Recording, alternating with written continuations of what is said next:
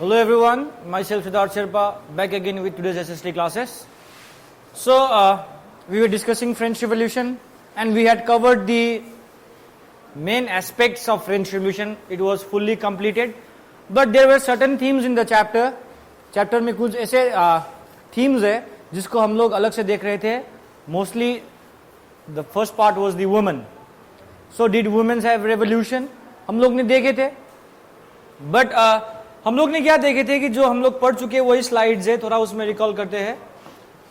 जैसे कि वुमेन्स ने फ्रेंच सोसाइटी के रेवोल्यूशन में काफी यू कैन से योगदान दिया था. यस, बट वो लोग ने इतना ज्यादा योगदान इसलिए दिया था क्योंकि वो लोग चाह रहे थे कि उनके लाइफ में भी कुछ सुधार हो. बिकॉज सबको पता है कि women's were put down in the category of passive citizens. Passive citizens के रूप में वो लोग रखे गए थे. Is that clear? तो इसीलिए अब वो लोग को लग रहा था कि नहीं, हम लोग ने रेवोल्यूशन में इतना कुछ किए हैं तो रेवोल्यूशनरी गवर्नमेंट उसमें कुछ हम लोग को पॉलिटिकल राइट्स देंगे. तो इसीलिए वो लोग क्या कर रहे थे, रिवोल्ट कर रहे थे. यस, सबको पता है. They worked as a cook. Daily wages में मेन के जितना बराबर काम कर रहे थे, लेकिन सैलरीज या वेजेस मेन के जितना बराबर नहीं थे. They wanted equal wages, they wanted equality in political administration and many more. They also wanted education. So some changes were made by the revolutionary government. वो लोग ने उससे पहले जाने से पहले वो लोग ने भी जैकोबिन क्लब्स जैसे क्या बनाए थे, वुमेन्स क्लब बनाए थे. उनमें से the society of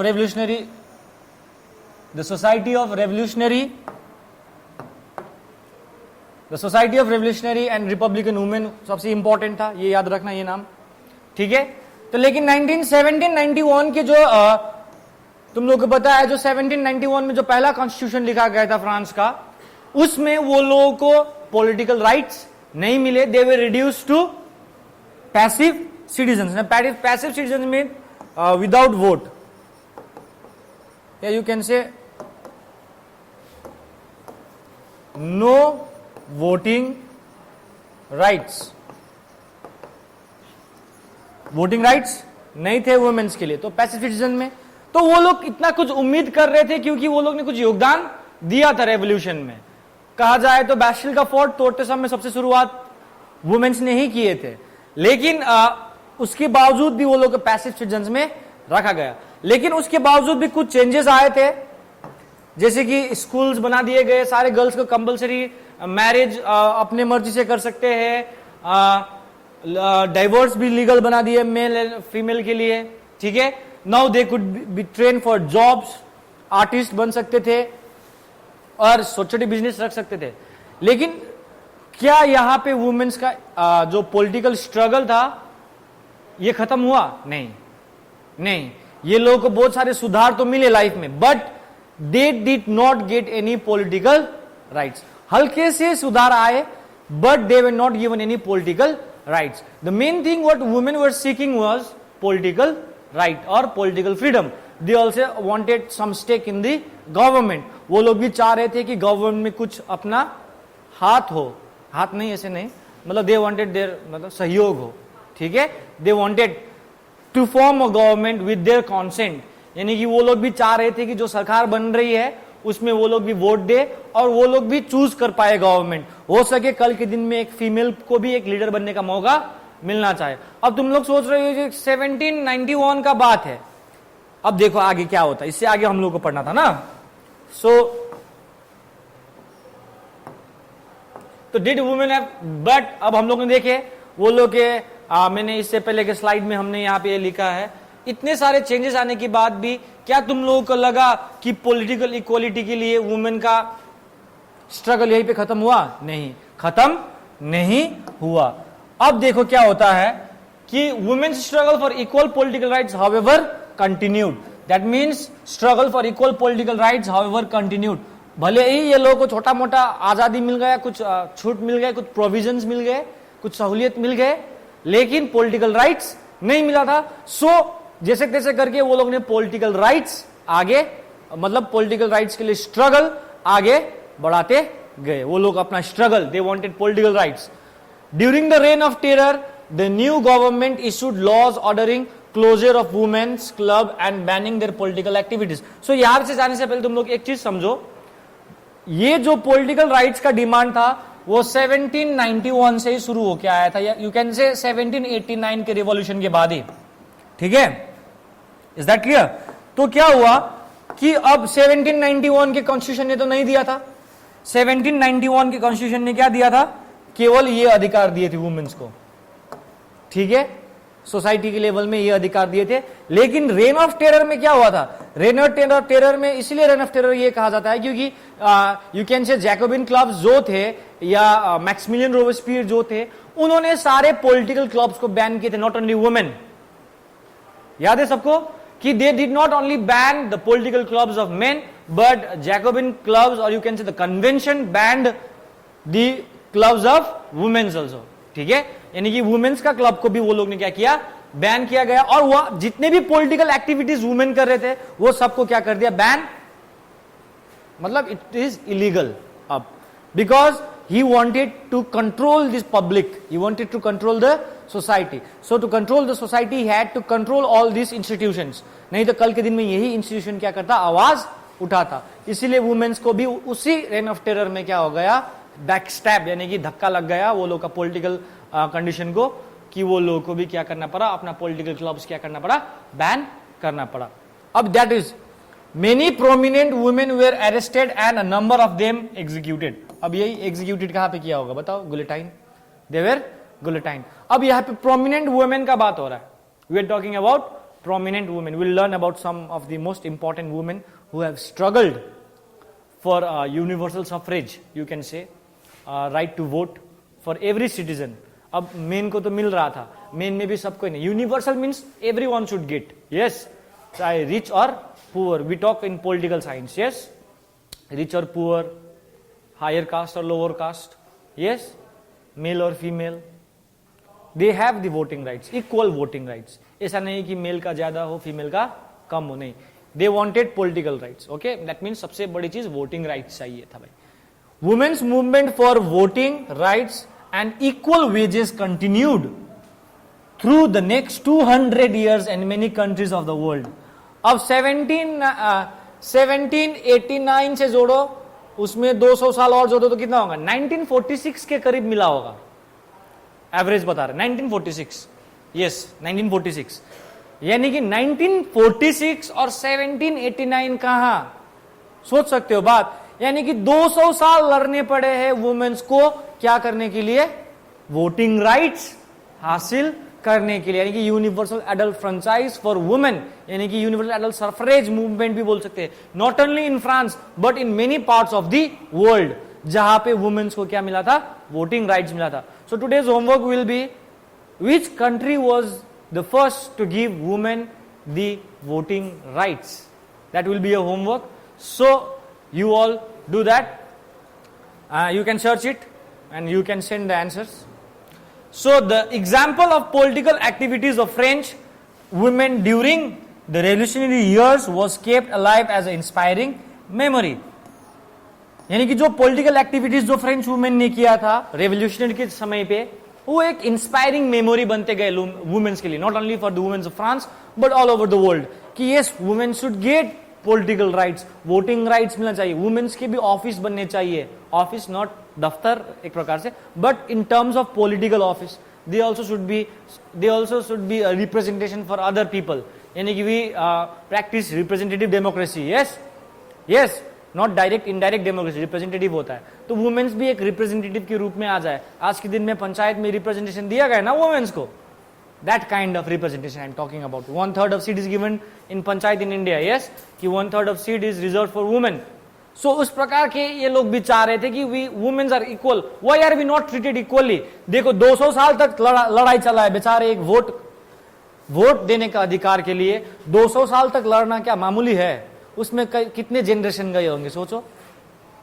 equal wages के लिए काम करता है बराबर, मेन जितना हो सके मेन से भी ज्यादा काम करे, लेकिन वुमेन है इसलिए इंफीरियर है, तो क्या है, सैलरी कम मिलना पड़ेगा because she is a women. तो इस प्रकार के सोच थे।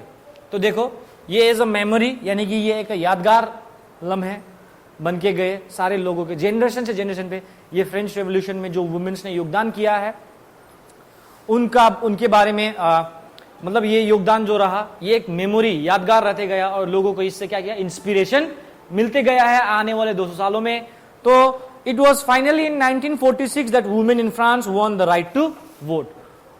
ये 1946 में फाइनली फ्रांस के वुमेन को क्या मिला, वोटिंग राइट मिल गए। अब सोचो इतने वोटिंग राइट पाने के लिए कितने वुमेन्स मरे होंगे। उनमें से एक प्रोमिनेंट वुमेन जो है हम लोग नेक्स्ट पेज में पढ़ने वाले हैं, her name was life of revolutionary women Olymp D gorges. 1748 से 1793 तक जीवित रहे। अब 93 मतलब क्या है बेटा, रेन ऑफ टेरर। अब भाई रेन ऑफ टेरर में बेचारे मारे गए, अब समझ सकते हो, शायद उम्र उससे थोड़ा और लंबा हो सकता था, लेकिन रेन ऑफ टेरर में उनका भी एंडिंग हुआ है। So now, Olympe de Gouges was one of the most important of the politically active women in revolutionary France. Revolutionary France में सबसे politically active women में से कौन थे, एक prominent leader थी, कौन, Olympe de Gouges. She protested against the constitution and the declaration right of man. यानी कि जो declaration of right of man सबको होता है वो clay tablet, you all remember that? That was the declaration of right only for men, only for men, not for women, remember that. सीधा बोल दिया गया था declaration right of man, citizen नहीं बोला गया था, मैन बोला गया था। सिटीजन होता तो मैन एंड वुमेन दोनों आते, ओनली फॉर मैन था। सो एंड सिटीजन, अब उसमें वुमेन का कोई दिक्कत नहीं है।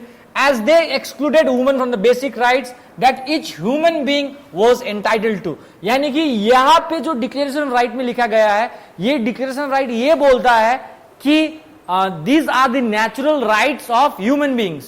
Yes or no? Natural rights of human beings. तो जब natural rights of human beings है तो women कहाँ है, aliens है। So why were they not included? So they were excluded. तो इसी चीज का प्रोटेस्ट किसने किया था, ओलंपे डी गॉर्जेस ने। Is that clear? Remember this name. So in 1791 उन्होंने क्या किया, she wrote a declaration of rights of women and citizen। यानी कि महिलाओं और पूरे देशवासियों के लिए उन्होंने क्या लिखा, एक अपना डिक्लेरेशन ऑफ राइट्स।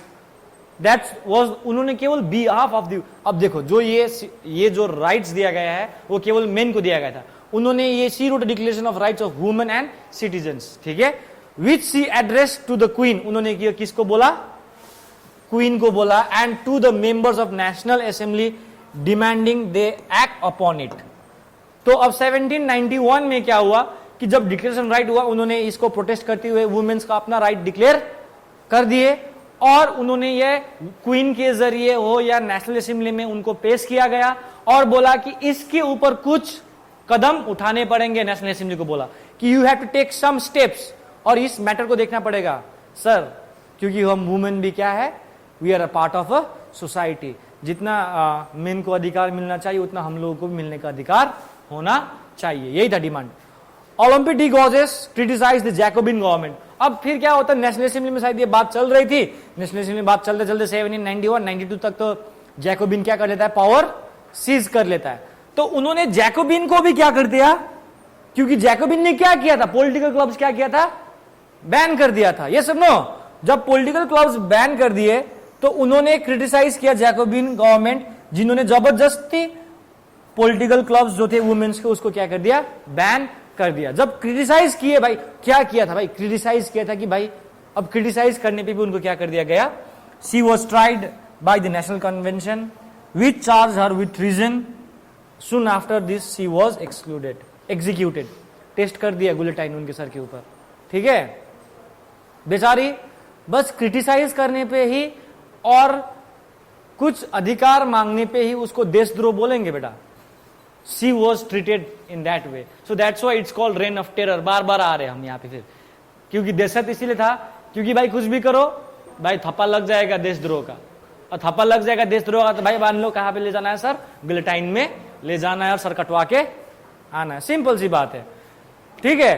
तो अब देखो बेचारी मर गई, she didn't deserve to die just for criticizing the Jacobin, or you can say the convention, you can say the convention, national convention बोल सकते हो, don't ये जैकोबिन क्लब था, लेकिन क्लब के बाद कन्वेंशन बना है.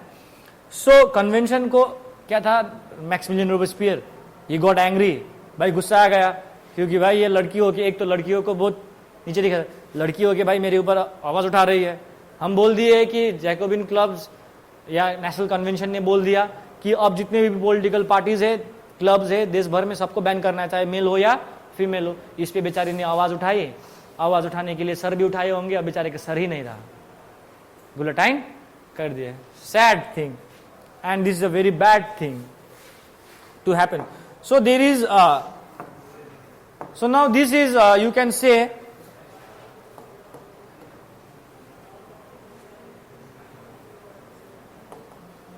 some of the basic rights set forth in Olympic de Gaulle ने जो डिक्लेरेशन किया था, उन्होंने जो डिक्लेरेशन किया गया था, उन्होंने क्या लिखा था अपने जो वुमेन्स का जो क्या था पॉलिटिकल राइट्स में, declaration of rights for women.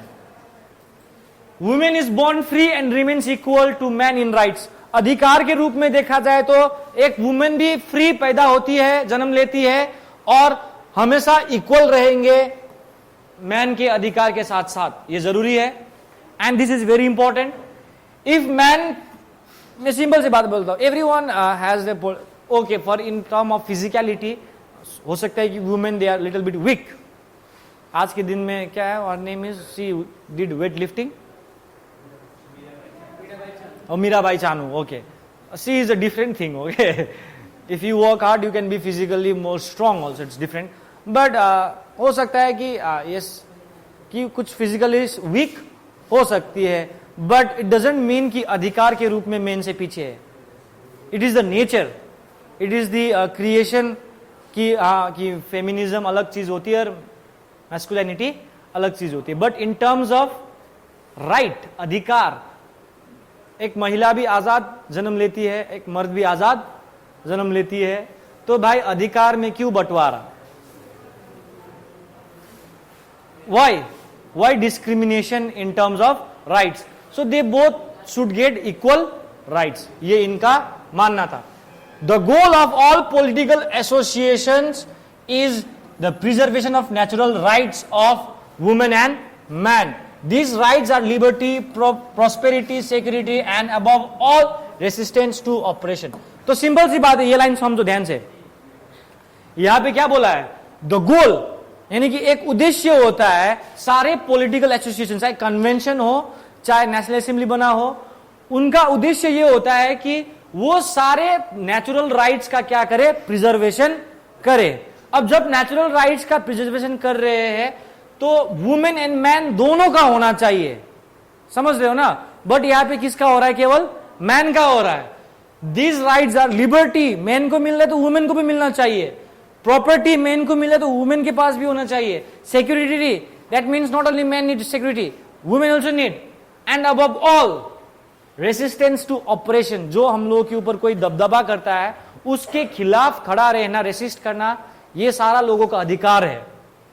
ठीक है, एक प्रकार से राइट अगेंस्ट एक्सप्लॉयटेशन, एक प्रकार से. यस, तो ये सारा चीज केवल मेन को दे रहे हो, लेकिन एक पॉलिटिकल एसोसिएशन होने के नाते तुमको जो है मेन और वुमेन दोनों के नेचुरल राइट्स को क्या करना पड़ेगा, प्रिजर्व करके रखना पड़ेगा. बट ऐसा नहीं हो रहा था, और ये उनके डिमांड थे. She was not only talking on the behalf of the men, sorry women, but she was talking as the whole people के रूप में. यस, पीपल के रूप में not only men will be counted, men, women, kids, adults, everyone will be counted. The source of our social resides in the nation, which is nothing but the union of women and man. यानी कि nation का sovereignty कहां से शुरू होती है? Nation से ही शुरू होती है. और ये किस तरह से होंगे? जब मेन और वुमेन क्या हो, यूनाइट हो, यूनियन हो, एकजुट से एक साथ मिलेंगे, तब देश प्रगतिशील होगा. ऐसा नहीं कि केवल मेन करोगे, ये गलत सोच है. The law should be the expression of the general will. All female and male citizen should have a say either personally or by the representatives in its formulation. It should be the same for all. All female and male citizens are equally entitled to all honors and public employment according to their abilities and without any other distinction than that of their talents. ये point समझो. The law should be the expression of general will. General will मतलब सबका इच्छा के अनुसार होना चाहिए. General, not only of men, not only of women. It should be a general will. All female and male. General मतलब everyone. When we do distinction, male हो जाएंगे, कोई फीमेल हो जाएंगे. जनरल इलेक्शन क्यों होता है? क्योंकि उसमें सारे लोग इलेक्शन देते हैं ना, पूरे देश भर में होता है. ये सर नो. तो जनरल मतलब एवरीवन, यानी कि सारे लोगों का इच्छा या कंसेंट होना बहुत जरूरी है. All female and male citizen should have a say either personally or by the representatives in its formulation.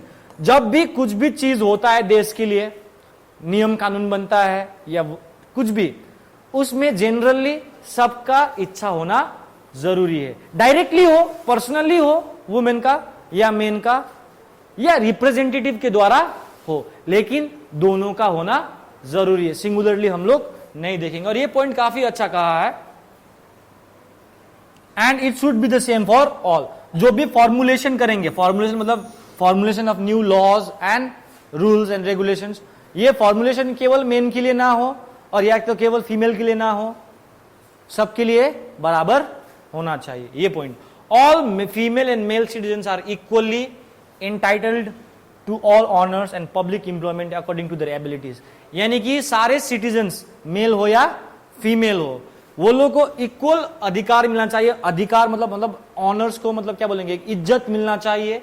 किसके आधार? एम्प्लॉयमेंट भी मिलना चाहिए. किसके आधार पे? उनके एबिलिटीज के आधार पे. ना कि वो लड़की है तो काम नहीं कर पाएंगे, वो लड़का है तो काम कर पाएगा. ये नहीं होना चाहिए. उनके एबिलिटीज, उनके स्किल्स पे आधार पे क्या देना चाहिए उनको? एम्प्लॉयमेंट, ऑनर्स, ये सब चीज उनको किसके आधार पे मिलना चाहिए? एबिलिटीज के आधार पे, without any other distinction than that of their talents. Talents है तो उनको मिलना चाहिए, लेकिन ऐसा नहीं है टैलेंट होने के बावजूद भी लड़की है तो उनको नहीं लेंगे, या लड़का है तो लेंगे. इस प्रकार के नहीं भाई. मिलना है तो अधिकार जो मिलना है टैलेंट्स एंड स्किल्स के आधार पे मिलना चाहिए. यानी काफी इंपॉर्टेंट चीज का है ये. Sir no, you should follow. आज के दिन में अगर हम लोग यही सोचते रहेंगे कि लड़का है नहीं रोएगा, लड़की है रोएगी, स्टीरियोटाइप थिंकिंग होता है ना, वैसे सोच नहीं होना चाहिए. No woman is exception. She is accused, arrested and detained in cases determined by law. Women like men obey this rigorous law. यानी कि ऐसा कोई भी एक्सेप्शन नहीं, वुमेन एक्सेप्शन नहीं है कि वुमेन ये करेगी तो उनको एक्यूज किया जाएगा, अरेस्ट किया जाएगा, जेल में रखा जाएगा, या लॉ के हिसाब से उनको सजा सुनाए गए. Women like men obey this rigorous law. यानी कि जो भी लॉ बना है मेन भी फॉलो करते हैं तो वुमेन भी फॉलो करती है. तो वाई कि वुमेन को एक्सेप्शन माना जाता है, एक अपवाद बोलते हैं ना, एक्सेप्शन, अपवाद माना जाता है. Why it should not be done. तो ये सारे पॉइंट्स जो ओलंपिक डी गॉर्जिस ने कहा था, काफी अच्छा पॉइंट्स कहा था. और बेचारी मर गई, लेकिन 200 साल और लगे वोटिंग राइट्स मिलने के लिए. Is that clear? I hope you all understood what I mean to say. So ये जो था वुमेन्स का जो एक सेक्शन था हमारे चैप्टर में, did women have a revolution, ये जो एक चैप्टर का एक थीम था जो कि लोग नजरअंदाज कर दिए थे रेवोल्यूशन में. रेवोल्यूशन के टाइम पे वुमेन्स वेर क्या, यू कैन से अंडरडॉग्स, ठीक है, और वो लोगों को काफी नीचा देखा गया था, लेकिन उस थीम को हम लोग ने समझा. ठीक है. So now the next theme will be in this chapter is slavery. इतने रेवोल्यूशन हो रहे थे, स्लेवरी ओके. अब देखो जैकोबिन के बाद डायरेक्टरी के समय में भी वुमेन्स ने शायद मतलब कंटिन्यू किया है ना रेवोल्यूशन, स्ट्रगल कंटिन्यू किया है, लेकिन आखिरकार नेपोलियन आ जाता है तो फिर सबको क्या कर देता है, पैसिफिस्टन बना देता है, किसी को वोटिंग राइट्स ही नहीं मिलता, वो मिलिट्री पावर है, डिक्टेटर है. ठीक है. तो now what happens next is we will be talking about slavery in the next class, and that is different thing again. Slavery जो थी पूरा फ्रेंच रिवॉल्यूशन में चल रही थी, लेकिन हम लोग ने बीच में कभी भी उसका जिक्र नहीं किया था. अब स्लेव ट्रेड क्या था, कैसे स्लेवरी शुरू हुई, फ्रांस में उसका क्या महत्व था, या फ्रांस में किस प्रकार से स्लेवरी चल रही थी, गुलामी. ठीक है. कहां से आते थे स्लेव, मतलब स्लेव भाई सामान का तो व्यापार समझते हैं हम लोग कि एक जगह से दूसरी जगह ट्रेड करके ले जाएंगे. अब यहां पे लोगों का ट्रेड हो रहा है. स्लेव एक इंसान ही ना है. दे वर बॉट फ्रॉम कैरिबियन, अफ्रीकन. ठीक है. तो बस प्लांटेशंस कराने के लिए, खेती कराने के लिए. Is that clear? So thank you. So if you have any doubts regarding the chapter you may ask, और shall I ask?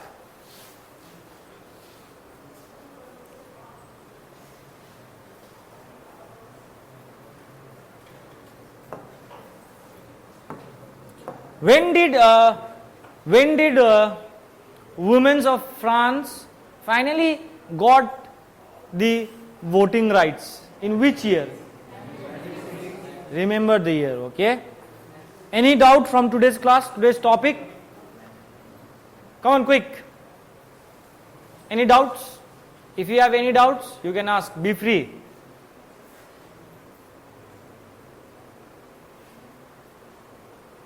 Ans, any doubt? Atul? Priyanshu? Amitanshu? Parvez? Anyone? Girls? Any doubts? Ayush?